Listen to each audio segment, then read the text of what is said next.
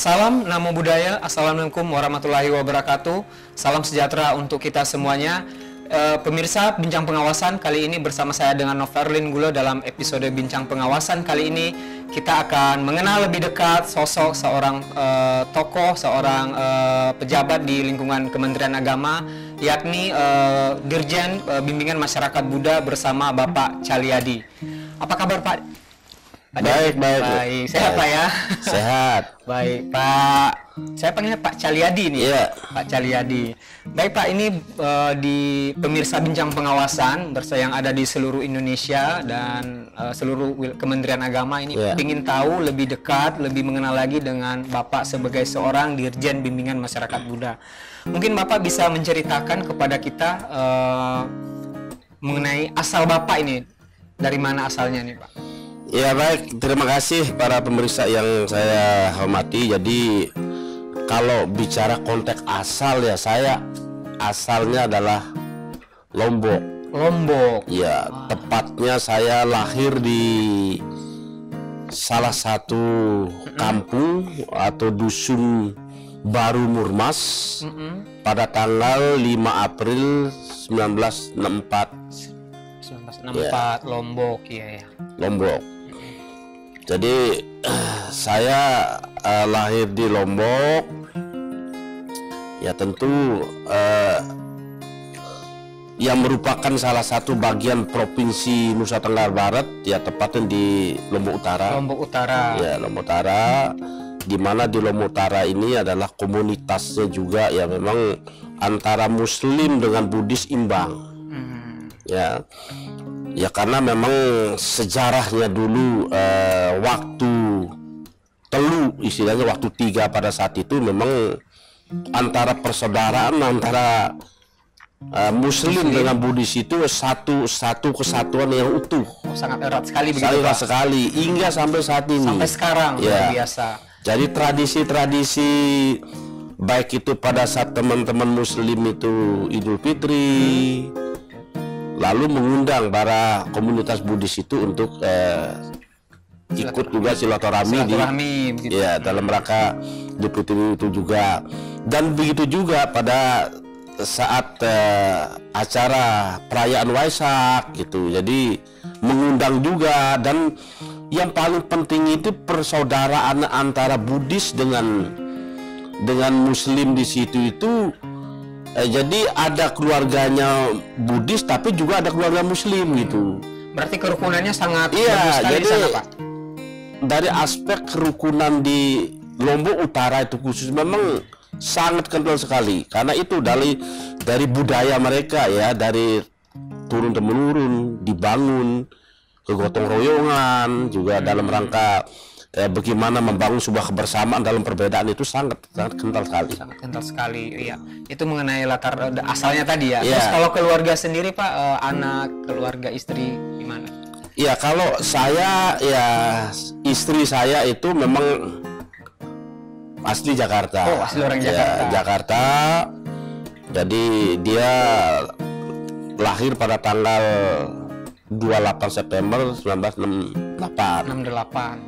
Ya, jadi pertemuan antara istri ini memang sejarahnya panjang. Jadi nostalgia ini pemirsa Bincang Pengawasan semuanya. Jadi ketika itu saya sedang kuliah di Jakarta. Kuliah di Jakarta. Dan saya mengajar di salah satu sekolah, yaitu tepatnya di Bhinneka Tunggal Ika, Jembatan 5. Pada tahun 85 itu kan saya juga mengajar sejarah. Ibunya juga mengajar di SD Garuda depannya. Berarti berhadapan-hadapan ini. Ya. Dan kita naik dari Sentiong, dari Repoli. Itu satu bus. Menunggu. Bus itu bus tingkat. Bus tingkat ya. Turun di Pecenongan. Di apa namanya tuh? Di Petojo. Petojo. Ya. Jadi tiap hari begitu tuh kan. Ya lama-lama kan ya kenal lah gitu. Karena setiap hari intens ketemu Pak ya. Mbak tinggal di mana, kuliah di mana, gitu. Ini sambil nostalgia nih Pak Dirjen kita ini mengenang masa-masa lalu. Kuliah di SKIP Blok M. Iya. Jadi cerita, jadi itulah kenal awal. Jadi ya tentu itu tidak ujuk-ujuk ya langsung kenal lalu berumah tangga, tapi melalui proses juga panjang ya. Pak, ya, proses Saling panjang. mengenal, Saling mengenal. siapa diri dia, siapa Iya. diri saya kan. Iya, sehingga menjadi keluarga yang harmonis Pak ya. Betul. Dan tentunya juga dari keluarga yang harmonis itu akan sangat menunjang sekali karir Bapak saat ini sebagai salah satu pejabat di Kementerian Agama. Betul.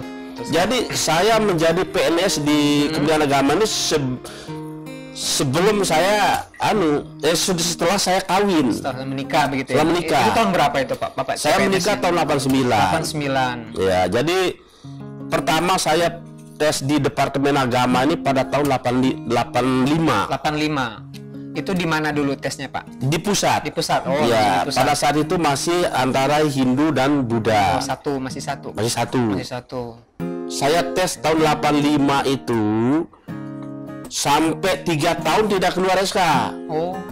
Berarti statusnya masih Iya, jadi saya tinggal nunggu SK aja, tapi SK. karena aktivitas saya itu mengajar, jadi lupa kan. lupa kalau sudah lulus di Kementerian Agama. Luar biasa sekali. Oh, SK kan belum keluar. Oh, begitu. Nah, tiba-tiba saya ingat saya datang ke lapangan Banteng nanya kepada Kasubag Pegawaian waktu itu namanya itu Pak Ketut Wardane. Pak Ketut Wardane. Ya. Pak, gimana SK saya? Oh belum, masih di BKN, tenang aja gitu. Ditunggu juga tidak keluar gitu. Akhirnya pas ada tes tahun 89 itu, saya datang ke Kasubdit Penerangan waktu itu namanya Kasubdit Penerangan ya. Yang namanya waktu itu Pak almarhum Pak Bobor Kolonels. Udahlah kalau kamu begitu nggak bakalan sampai kapanpun itu sudah nggak bakalan keluar SK. Udah 3 tahun itu pasti angus itu. Luar biasa. Coba kamu datang ke Pak Dirjen aja. Kalau bila perlu nangis ngosor-ngosor di situ gitu. Jadi perjuangannya Iya. begitu Pak ya. Saya datang ke Bambu Apus. Naik Metro Mini dari Jakarta sini lah, dari Kramat Raya. Blok M, nyambung lagi Kopaja gitu kan. Akhir sampai di sana. Sampai di sana ketemu ajudan Pak Dirjen. Dari mana? Dari Lombok, saya bilang gitu. Enten api yang mau ketemu Pak Dirjen gitu. Jen. Langsung dari Lombok gitu ya. Ya, saya dari Lombok, tapi sebenarnya saya di Jakarta gitu kan. Jadi Iya kan. Jadi dipikirnya benar-benar dari Ya, Lombok. ya keluarlah Pak Dirjen, Pak Gede Putra. Ken dek gitu. Jadi bahasa Bali itu ken dek gitu. Ya gimana dek gitu. Gitu. Nggak ada apa-apa gitu. Cuman yang mau menanya aja. Ini surat-surat yang sudah punya tanah lulus dan lain sebagainya, tapi SK-nya belum keluar. Jadi singkatnya beliau tuh, ini sudah hangus. Panggillah ajudan beliau, coba ambilin saya semacam buku memo lah. Bikin memo lah, dek. Ini memo nanti kasih Kabak Umum Pak Maderugak. Ya. Nanti ikut tes saja. Nah, saya bawa itu di amplop kan, ceplet gitu amplop. Sampai besoknya saya datang ke Pak Kasubdit Penerangan, Pak Kolonel Wawor, Pak, ini saya sudah dapat surat entah apa isinya. Wah, itu namanya surat mujizat gitu, surat sakti gitu. Itu kamu bawa itu sesuai dengan petunjuk beliau Pak Dirjen, bawa ke Kabak Umum. Mereka nggak pasti berani ngapa-ngapain itu. Luar biasa. Ya betul, saya bawa. Ya udah, dek, besok ikut tes ya, gitu. Terus sambil cicil siapkan berkasnya gitu. Jadi gitu aja. Oh gitu. Berarti perjalanan dari CPNS itu luar biasa panjang sekali Pak ya, hingga sampai saat ini. Lalu sampai saat ini menjabat sebagai Dirjen. Mungkin sebelumnya itu perjalanan karirnya itu dari CPNS jadi sampai Dirjen itu sudah menjabat di mana saja Pak? Iya betul. Jadi di samping di situ tadi secara informal saya juga beraktivitas sebagai dosen, baik itu dosen program pasarjana maupun dosen S1. Saya ditugaskan oleh Pak Budi Setiawan pada tahun 1993 menjadi pembimas di kantor wilayah Departemen Agama Provinsi Nusa Tenggara Barat. Berarti sudah pulang kampung Iya, juga. pulang ya? kampung. Pulang kampung juga. Karena pada saat itu memang masih anu lah. Jadi Pak Budi manggil saya, deh, kamu mau jadi pembimas Kalimantan Timur gitu. Wah, nggak berani. Nah, konotasi saya Kalimantan Timur itu adalah bagaimana sih cerita itu seolah-olah identik dengan binatang gitu, binatang buas gitu. Karena masih hutannya masih Ya, luas gitu Pak ya. ya Kalimantan Timur. Ya, Kalimantan. Enggak Pak gitu. Jadi enggak anu. Kalau ke Semarang gimana? Kalau Semarang itu kan di situ juga kotanya juga besar, tapi orangnya keras-keras. Itu kenapa Budi. Ya udah gini aja Pak, saya prinsip orang Padang. Kenapa lo orang Padang? Kalau sebelum berhasil, saya tak mau pulang kampung. Oh begitu. Ya kalau bisa saya pulang kampung aja Pak. Ya udah. Usul lah kanu Jadi pembimas di NTB NTB. sejak tahun 1993 sampai tahun 2006. Sampai 2006 lumayan juga Ya, kalau kurang menjabat di lebih sana. 15 tahun. 15 tahun luar biasa di kampung halaman Ya, sendiri. di situ sudah cukup malang melintang pelayanan pembinaan kepada umat di Provinsi Nusa Tenggara Barat. Cuman Provinsi NTB ini kan hanya terdiri dari 2 pulau, Pulau Lombok dan Pulau Sumbawa. Pulau besarnya ya Pak. Pulau besarnya, saya hanya membina itu ya Pulau Lombok, Sumbawa, Bima, Dompu. Yang di Bima, Dompu ini umatnya memang sedikit, tapi sedikit pun kita harus tetap memberikan pelayanan. Iya, benar. Kalau di Sumbawa memang cukup membayar, dan rata-rata umat Buddha di situ pengusaha, semua. hotel, bus Jakarta, Sumbawa, Bima gitu. Luar biasa sekali ya. Terus sampai ke pusat lagi, dari daerah tadi ke pusat. Nah, kita sampai ceritanya, Pak? ditarik ke pusat, waktu itu kan sebelum saya tarik ke pusat itu belum sudah Pak Dirjen, Pak Wan Sorjaya datang. Dek, mau ditarik ke pusat nggak gitu? Sementara saya belum siap. Belum siap. Karena memang saya punya alasan juga. Karena saya punya usaha lah. Punya usaha di kampung. Ya, saya punya usaha itu kan saya rintis itu dari nol. Ya dulu itu panjang ceritanya. Kalau pulang kantor sore itu saya dagang pakaian. Yang pakaian. Satu karung gede itu saya taruh di belakang motor. Sambil dijual gitu. Jual ke kampung-kampung. Kampung. Laku. Oh, luar biasa sekali. Ya. Jadi sambil menjadi ASN Ya. juga melaksanakan Dagang. bisnis. Berkembanglah. Orang itu datang ngambil barang. Iya. Baju ini sekian, terserah kamu jual sekian. Nah, lama-lama itu kan saya berkembang, punya toko. Punya toko. Iya. Namanya toko itu terkenal, namanya itu toko JC, Toko JC. Jakarta Collection. Jakarta Collection. Lengkap Semuanya ya di sana ya. Pak? Ya. Oke.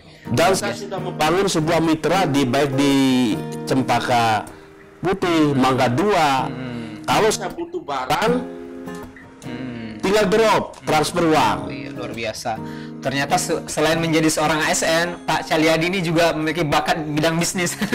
Jadi pemirsa semua Bincang Pengawasannya, kita sebagai ASN juga bisa belajar nih dari beliau bahwa tidak hanya menjalankan tugas keseharian sebagai seorang PNS, tapi bidang-bidang yang lain juga bisa kita geluti bersama tanpa harus meninggalkan pekerjaan kita sebagai ASN. Menarik sekali nih Pak Dirjen. Ini Pak silakan sambil diminum. Silakan Mbak. Sambil kita minum. Ya. Dan pembicaraan kita akan lebih menarik lagi nih. Ya. Baik Pak Dirjen. Ini tadi kembali ke sekarang sebagai Dirjen. Ini Bapak sudah berapa lama ini Pak menjadi Dirjen ini? Saya ini kan pendidikan dari nol ya. Dari staf, Iya.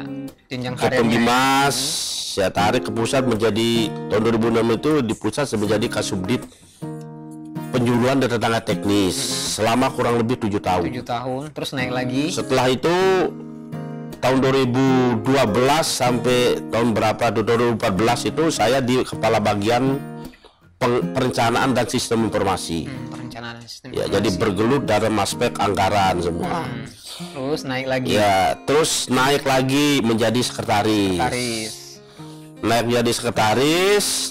Nah, di sini kan kosong. Jadi pertama di Kementerian Agama ini diadakan lelang jabatan. Lelang jabatan, oh iya. Ya, saya ikut Lelang jabatan. lelang jabatan itu, dan ternyata juga saingan juga ya ada 11. 11 saingan. Ya, dan rata-rata juga mereka doktor juga, Pak. Dokter juga.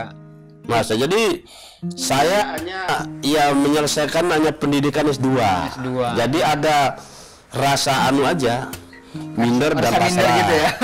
Tetapi ketika dites di Yogyakarta di Win Kalijaga itu kurang lebih berapa hari, 5 hari. 5 hari.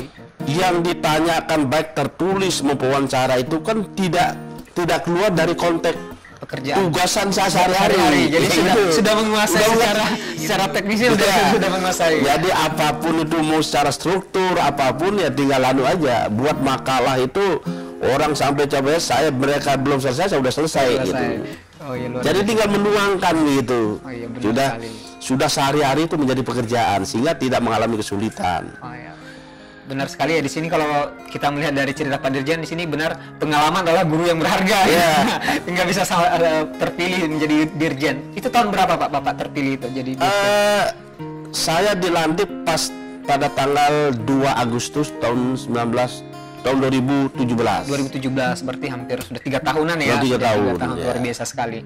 Baik Pak Dirjen, ini tentunya melaksanakan tugas sebagai seorang dirjen ini itu merupakan suatu memiliki tanggung jawab yang sangat besar ya terhadap umat. Ini selain menjalankan tugas sebagai dirjen, ini Bapak Pak Cahyadi ini menjalankan aktivitas apa lagi nih? Iya, jadi di samping saya juga ya banyak kegiatan-kegiatan apakah itu bersifat sosial di tengah-tengah masyarakat. Juga ya saya juga meneruskan program doktor.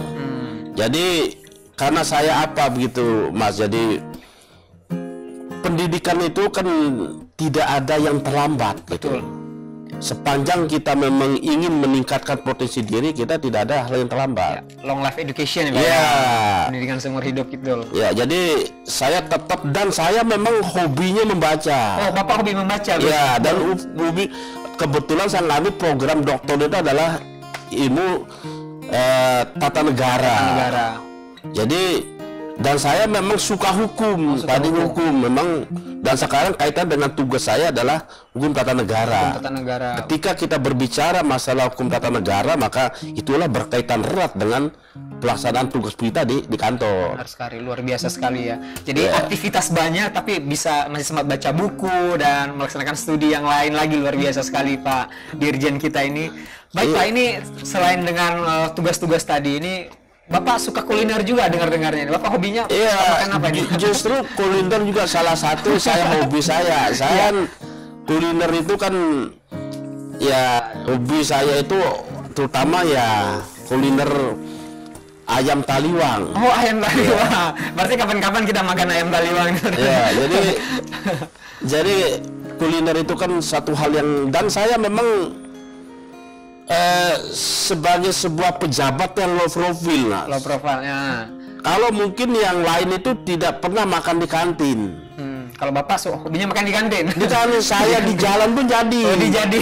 Ya kalau ditanya oleh ajudan atau oleh tokoh lah, dan yang makan itu kan Cahyadinya, bukan direktur jenderalnya. Direktur jenderalnya, oh, jadi dipisah gitu Pak ya? Iya dipisah. Jadi ya saya kalau saat formal gimana? Saat ya kita makan ya, mari kita bangun sebuah anu lah. Jadi karena asal kita dari masyarakat juga kembali ke masyarakat. Betul sekali. Apa yang kita banggakan? Betul, benar sekali. Jadi justru yang kita banggakan anu itu adalah bagaimana kita bisa interaksi satu dengan yang lain. Yang lain ya lo. Oh, tidak merasa diri kita begini kayak piai mau dibantarin makan. Kalau bagi saya nggak ada itu. Tidak ada ya. Jadi benar-benar sekali yang disampaikan Pak Dirjen tadi, kita juga belajar untuk ini sudah eselon 1 tapi tetap memiliki kerendahan hati begitu ya Pak ya, yang low profile tadi ya, tidak menganggap dirinya sebagai pejabat yang harus dilayani, benar-benar begitu Pak ya. Oke, baik Pak, ini kita kembali kepada tugas dan fungsi Bapak sebagai seorang Direktur Jenderal Bimbingan Masyarakat Buddha. Nah, mungkin Bapak bisa cerita kepada pemirsa ya, kita semuanya, ini tugas dan fungsi di Direktorat Jenderal Bimbingan Masyarakat Buddha itu apa? Ya, jadi tugas dan fungsi Direktorat Jenderal Bimbingan Masyarakat Buddha itu, jadi kita tetap harus mengacu kepada sesuai dengan Peraturan Menteri Agama Nomor 42 tahun 2016. Tugas Dirjen itu adalah merumuskan sebuah kebijakan. Merumuskan sebuah kebijakan. Kebijakan baik itu di bidang pendidikan dan bidang urusan keagamaan. Ya, nah lalu kemudian bagaimana kita melaksanakan, mengimplementasikan kebijakan itu agar tertuang dalam sebuah program-program yang mana program itu harus tepat sasaran. Tepat sasaran. Ya. Jangan sampai program yang kita tetapkan dalam 1 tahun itu melenceng dari sasaran. Itu yang utama.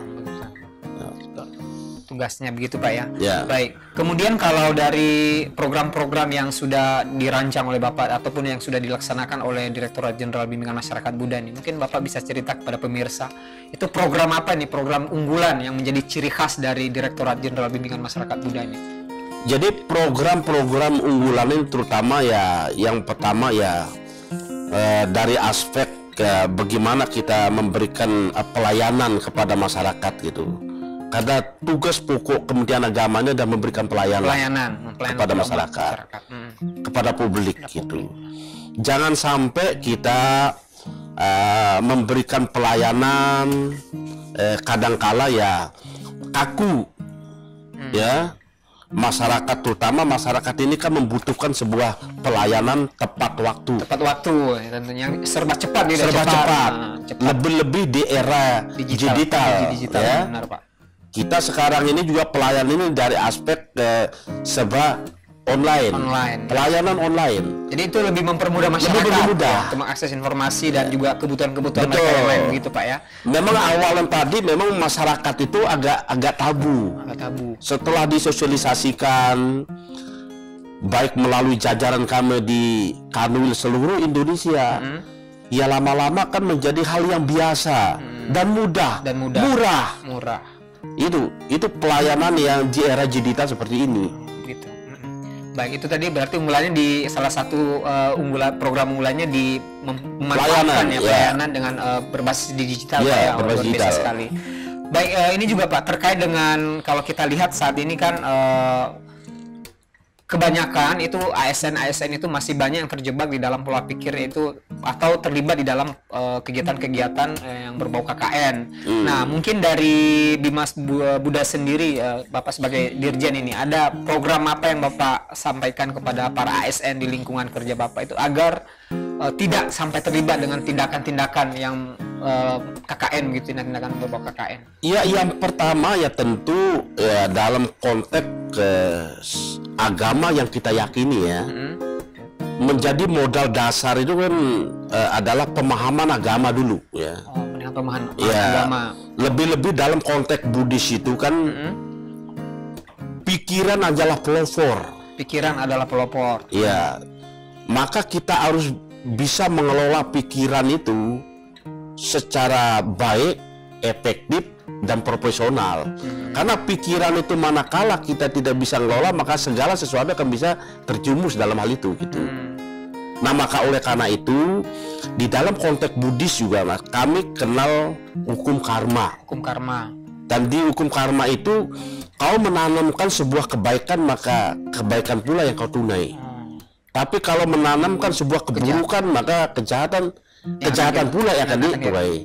Nah, maka inti daripada ajaran itu ya dikenal dengan hiri dan otapa. Di mana hiri otapa adalah takut berbuat, malu akan akibat. Nah, kalau ini kita pegang dari aspek KKN, korupsi, maka itu akan terhindar. Maka saya buat judul buku, saya menulis buku 2. Satu judul buku adalah kejujuran adalah cermin moralitas dalam persepsi Buddhis. Nah, kejujuran itu paling utama. Yang kedua buku saya adalah hukum dalam perspektif Buddhis. Hukum negara saya kolaborasi dengan hukum karma. Kalau hukum negara itu sifat mengikat. Sifat mengikat. Lo salah, tentu ada bukti masuk penjara. Penjara begitu. Tapi kalau hukum agama karma itu sifatnya pasif. Lo tanam tapi lo nanti di akhiratmu dia akan terima itu. Gitu ya. Jadi itu hukum agama. Tidak represif, tidak mengikat, tapi nanti akan akibat yang kita terima gitu. Menarik sekali ya. Berarti penanamannya kepada ASN ya, terutama tadi seperti yang saya sampaikan ya, untuk penanam yaitu nilai-nilai agama itu di dalam kepribadian begitu ya, dalam melaksanakan tugas-tugas. Iya betul. Gitu. Maka secara rutin kita juga sebelum COVID ini, tiap sebelum mulai bekerja itu selalu mengadakan puja bakti. Iya. Kalau teman di Muslim itu kan ada pengajian atau apa? Kita selipkan. Jadi ceramah itu pun juga tidak lama, tapi inti-inti kita sampaikan kepada ASN. Benar sekali. Agar hal-hal ini kita bekerja sebagai ASN, kita harus bekerja berlandaskan agama dan juga berlandaskan regulasi, aturan. Kalau itu kita lakukan, puji Buddha, kita akan selamat. Ya. Kita tidak boleh sebagai seorang ASN itu ya kita harus tahu diri kan. Kalau ASN itu kan ibarat bonsai. Dia tidak besar juga tidak mati. Dia tapi hidup. Tapi kalau mau ingin besar, ingin kaya ya jadi pengusaha gitu. Jangan jadi ASN. Nah, sekarang kan serba pekewuh kan. Kalau ASN itu kaya dicurigai. Kalau miskin diketahui juga. Jadi serba salah. Jadi mari kita kembali kepada konsep sebuah keyakinan kita dalam rangka membentengi diri kita, sehingga segala kemelekatan kita dalam hidup bisa kita hindari gitu. Dan sesuai dengan sabda ajaran Siddhartha Gautama, hidup ini memang harus jalan tengah. Ya, tidak boleh ekstrem kiri, tidak boleh ekstrem kanan. Bersama konsep moderasi beragama. Iya, moderasi. Kita. Maka dengan moderasi sangat relevan. Konsep moderasi dan kita itu kita terapkan. Ibarat kita makan. Kalau terlalu kenyang, tak bisa berpikir, tidur malah. Kayak ular piton. Tidur panjang jadi. Iya. Kita tidak boleh terlalu kenyang dan tidak boleh terlalu lapar. Tidak terlalu lapar. Kalau terlalu lapar, selo sedikit gaplok orang gitu. Jadi kita yang penting untuk supaya kita bisa menjaga kondisi tubuh badan kita itu bisa sehat dan bisa berpikir itu. Jadi kita tidak boleh terlalu kenyang, tidak boleh terlalu lapar. Jalan tengah. Luar biasa sekali. Baik, juga pemirsa Bincang Pengawasan, kita juga acara ini bisa disaksikan di akun YouTube Inspektorat Jenderal yang tayang di setiap hari Selasa dan setiap hari Jumat. Dan juga kita juga sapa ini seluruh satuan kerja kita Pak yang ada di seluruh Indonesia, baik di tingkat eselon 1 pusat maupun yang ada di jajaran Kanwil, perguruan tinggi, KUA, madrasah, dan seluruh satuan kerja yang ada di Indonesia. Kita sapa semuanya kita berdoa semuanya dalam keadaan sehat dan bisa melaksanakan tugas-tugas dengan lancar dan baik. Oke, kita lanjutkan nih Pak Dirjen, ini terkait dengan saat ini kondisi COVID ya. Dan sekarang ini kan kita tidak hanya 3M lagi, tapi sekarang sudah 5M. Nah, 5M-nya. Jadi di lingkungan Direktorat Jenderal Bimbingan Masyarakat Buddha ini apa yang Bapak terapkan ini agar para ASN ini menerapkan protokol kesehatan di tengah-tengah pandemi ini, Pak? Ya, jadi sesuai dengan arahan Pak Menteri, ya kita secara masif dari jajaran direktorat sudah memberikan sebuah contoh untuk bagaimana ya mensosialisasikan dengan protokol kesehatan dengan 5M ini. 5M sekarang. Nah, lalu di breakdown kepada beberapa para daerah dan para tokoh-tokoh masif. Dan juga tidak kalah penting ini dalam rangka ya menghindari ya penularan COVID-19 ini, ya tetap pakai masker dan cuci tangan, berjaga jarak, ya, menjauh kerumunan dan lain sebagainya itu, ya, yang paling terpenting itu adalah mari kita berdoa juga, ya, berdoa agar COVID-19 ini terhindar kita dari COVID-19 ini gitu. Jadi itu yang kita himbau dan kita sosialisasikan kepada jajaran kita, kepada komunitas kita, baik melalui para pembimas, bersinergi dengan tokoh, ormas keagamaan. Jadi sudah masif. Dan kan masing-masing sekarang ini di videonya sudah luar biasa. Umat kita. Jadi itulah kita sangat konsen terhadap COVID-19 ini. Dan kita tahu bahwa ini kan sudah cukup melelahkan, kurang lebih 1 tahun ya. Iya, sudah hampir 1 tahun. Tetapi ini kan menjadi sebuah kebiasaan kita sekarang itu melakukan aktivitas, baik itu ya kadang-kadang aktivitas melalui bina dan sebagainya. Kan ini menjadi sebuah kebutuhan gitu. Jadi dan tentu hal ini kan untuk dalam rangka menghindari kerumunan tadi. Dan juga lebih efektif, pertemuan bisa sampai 500 gitu loh melalui Zoom gitu.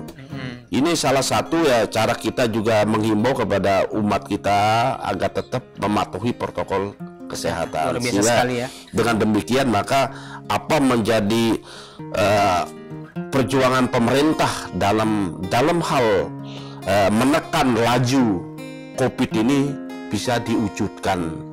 Lebih-lebih sekarang vaksin sudah mulai dilakukan gitu. Bapak sudah divaksin, Pak? Belum. Oh, belum. Tapi siap divaksin ya. Siap untuk divaksin. Oke, luar biasa sekali. Baik, kita lanjutkan nih Pak Dirjen ini. Apalagi sekarang seperti yang sudah Bapak sampaikan juga tadi, sekarang sudah era digital ya. Era digital dan maraknya kasus-kasus atau penyampaian informasi-informasi yang berbau ujaran kebencian maupun yang dapat menimbulkan permusuhan, baik itu berbau sara maupun agama ataupun hal-hal yang lain yang ya kita bisa dengar lah atau bisa lihat di media saat ini banyak sekali. Nah, ini saran Bapak ini kepada ASN di Kementerian Agama dan khususnya di lingkungan Direktorat Jenderal Bimbingan Masyarakat Buddha agar bagaimana supaya mempergunakan media sosial ini dengan baik agar jangan sampai ada dari ASN kita itu yang sampai terjerat dengan kasus undang-undang ITE begitu. Ya baik, terima kasih. Jadi hal itu tentu ya kita sudah sampaikan kepada ASN kita dan kepada semua umat itu, baik melalui pertemuan di kegiatan kita sampaikan bahwa di era digital sekarang ini kita harus pandai-pandai bermedia sosial. Jangan kita terjebak. Niat kita baik tetapi kita lupa akan ada undang-undang ITE itu. Maka marilah kita bermedia sosial secara bijak, arif. Kalau perlu, kalau tidak perlu tidak usah gatel tangan. Nggak usah ya. Ya karena ini kan berisiko dan kita bisa terjebak. Niat kita baik tetapi ya kita tidak tahu tata kata kalimat di situ akan menyinggung orang lain. Menyinggung orang lain. Ya. Termasuk ujar kebencian. Maka kita terjebak. Maka kita akan berhadapan dengan hukum. Nah ini saya imbau juga kepada jajaran saya dan juga kepada umat saya juga melalui kegiatan sering saya sampaikan, terutama kalangan muda gitu, supaya jangan terjebak. Kita hati-hati bermedia sosial. Sekarang ini memang serba digital, kita harus pandai-pandai, harus bijak melihat, gitu. Menggunakan media sosial itu. Gitu. Berarti terus ya Pak rutin disampaikan ya kepada jajaran agar memanfaatkan tadi kita disampaikan kalau nggak penting ya nggak usah gitu ya Pak ya. Iya, jadi nggak penting nggak usah ditahan tangannya. Iya, tapi kadang-kadang kan iseng kan. jadi di situ kita kan terjebak kan. Ya termasuk saya kan, saya juga ya kalau mau tuh selalu hati-hati. Walaupun ada orang ngirimin dari grup mana saja, tapi saya tidak pernah mau men-share kembali karena itu juga bisa akan berbahaya. Berarti harus kehati-hatian jaga. Sekarang ini kehati-hatian menjadi utama kita dalam bertindak gitu. Kalau kita tidak berhati-hati ya tentu akan berisiko. Segala apa yang kita lakukan, langkah kita ya tentu berisiko. Luar biasa. Maka kita harus lebih ekstra hati-hati. Ekstra hati-hati Pak ya. Ya. Oke. Baik, ini Pak Cahyadi ini pertanyaan yang terakhir ini, yang terakhir ini. Jadi mengingat bangsa kita adalah bangsa yang majemuk, bangsa yang beraneka ragam, suku, agama, ras dan segala macamnya. Nah, ini mungkin ada yang bisa Bapak sampaikan pesan kepada seluruh ASN bagaimana agar bisa ASN Kemenang itu bisa menjadi salah satu pelopor untuk menjaga atau tetap memelihara rasa persatuan dan kesatuan bangsa kita di tengah-tengah perbedaan yang sama-sama kita lihat saat ini. Iya, betul. Bangsa kita ini kan bangsa yang besar. Benar, Pak. Bangsa yang pluralis. Jadi bangsa kita ini menjadi sebuah kebanggaan kita untuk bisa mempersatukan dari perbedaan-perbedaan. Kita boleh berbeda dalam pendapat gitu, tapi dalam konteks hal-hal tertentu ya kita harus bisa membedakan itu. Jadi salah satu poin paling terpenting dalam rangka menjaga keutuhan negara kesatuan Republik ini, kita harus saling menghormati ya, karena terutama kerukunan menjadi salah satu peran penting dalam membangun stabilitas keamanan dan stabilitas kelangsungan pembangunan nasional.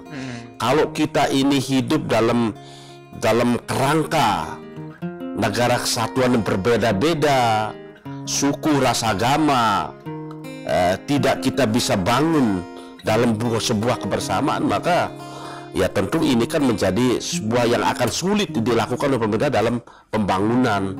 Nah, maka oleh karena itu yang saya himbau dan sampaikan kepada jajaran direktorat pusat sampai daerah dan para tokoh-tokoh umat kita, ya mari kita sebagai bangsa yang majemuk ini kita bangun toleransi ya. Ya dalam hidup beragama, ya terutama ya kita sudah tahu menjadi 3 poin paling terpenting adalah membangun kerukunan intern. Justru intern ini kadang-kadang lebih agak susah lebih susah ya daripada yang di luar ya. Iya. Kerukunan intern. Di Buddhis itu kan, di Buddha ini kan intern itu kan kita tuh terdiri dari 27 majelis, coba bayangkan. Lebih banyak lagi cabang-cabang. Jadi bagaimana cara kita supaya bisa bersatu ya. Lalu kemudian ya kerukunan antar umat beragama itu. Ini sudah bagus, yang harus dijalankan. Dan yang terakhir adalah kerukunan umat beragama dengan pemerintah. 3 ini harus sinergi, bahu-membahu membangun segala aktivitas kehidupan bermasyarakat, berbangsa dan negara, sehingga dengan demikian Indonesia sebagai bangsa yang besar, maka kita akan bersama-sama kemudian untuk mewujudkan menjadi bangsa yang besar dan masa yang maju.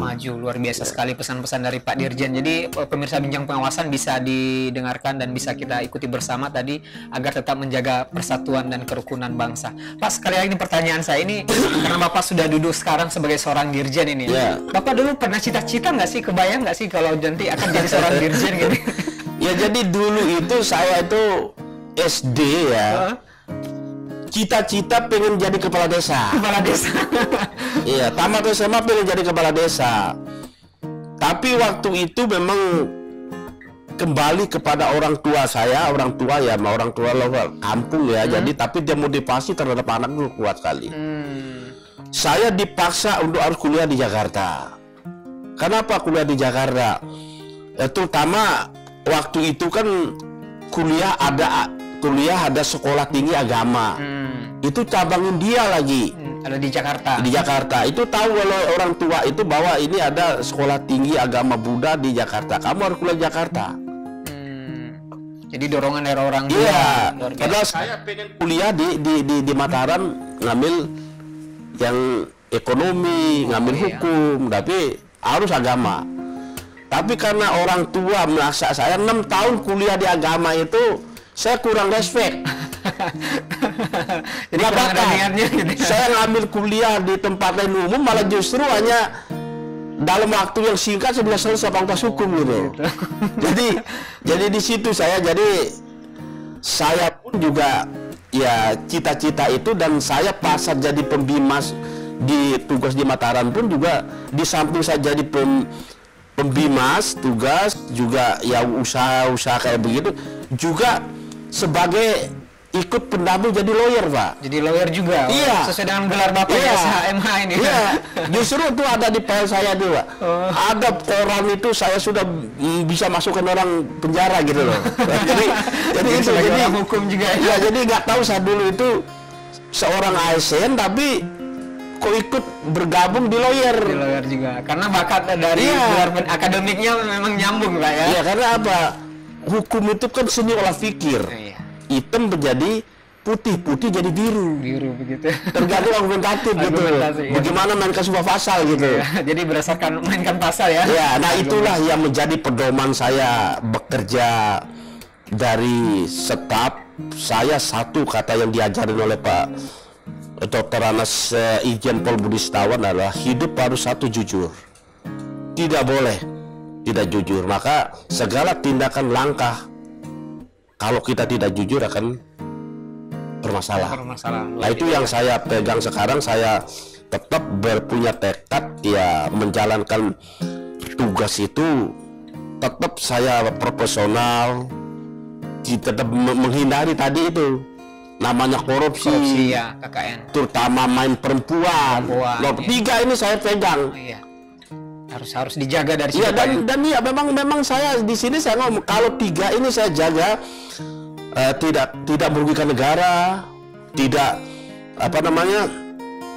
tidak main perempuan, tidak KKN tadi ya. KKN tadi itu kita akan tuntas bekerja sampai purna tugas gitu. Sampai pensiun dan tidak dipanggil sama KPK lah ya. Ya, itu yang makanya saya punya KPN itu kan saya rutin laporkan, kadang-kadang ketawa. Saya bukan meningkat kok malah menurun gitu kan. jadi itu sebuah kejujuran yang kita harus tampilkan. Dan memang boleh dicek, silakan. Saya rumah pribadi pun ya dulu saya di sini itu yang tidak punya rumah di sini kata orang-orang ngasih tahu saya kecuali saya. Staf atau anu pun pada punya rumah, saya tidak punya rumah. Tapi karena saya punya prinsip hidup itu untuk apa sih? Yang penting kita punya rumah sederhana itu, tapi nyaman, tidak dikejar-kejar rasa dosa. Itu aja. Dari hasil keringat sendiri, Pak ya, luar biasa sekali. Jadi Pak Dirjen sudah menyampaikan pamungkas kepada kita kalau kita itu harus jujur. Baik Pak, ini satu lagi nih, pamungkas jawab singkat aja. Bapak menjadi seorang Dirjen ini bahagia, senang, bangga atau gimana rasanya, Pak? Satu kata aja. Iya, jadi banyak suka dan dukanya. Banyak suka dan dukanya. Jadi rasanya gimana? Iya, dukanya ini kan dalam rangka tadi itu mempersatukan tadi 27 majelis ada organisasi ini kan ya butuh sebuah kesabaran, butuh sebuah strategi untuk melayani secara imbang. Jadi rasanya letih, lesu atau capek, ada capeknya juga, bahkan stres juga. Stresnya juga. Ternyata menjadi seorang Dirjen itu bisa stres juga. Luar biasa sekali. Iya, jadi itu betul. Jadi banyak sukanya juga, banyak dukanya juga. Iya. Tapi Pak Dirjen dari tadi saya nggak melihat ada wajah stresnya ini. Bahagia selalu Pak.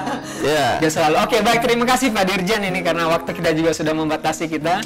Senang sekali bisa berbagi pengalaman, berbagi cerita kepada pemirsa semuanya. Tadi dari Bapak Direktur Jenderal Bimbingan Masyarakat Buddha Bapak Calyadi kepada kita semuanya, dan kita harapkan perbincangan kita ini ada manfaatnya untuk kita semuanya. Dan bagi teman-teman semuanya, bagi pemirsa yang punya pertanyaan, silakan ditulis di kolom komentar yang ada di bawah video, nanti akan dijawab oleh admin kita. Baik, demikian bincang pengawasan kita kali ini bersama saya Novarlin Gula, dan sampai ketemu di acara bincang pengawasan selanjutnya. Salam.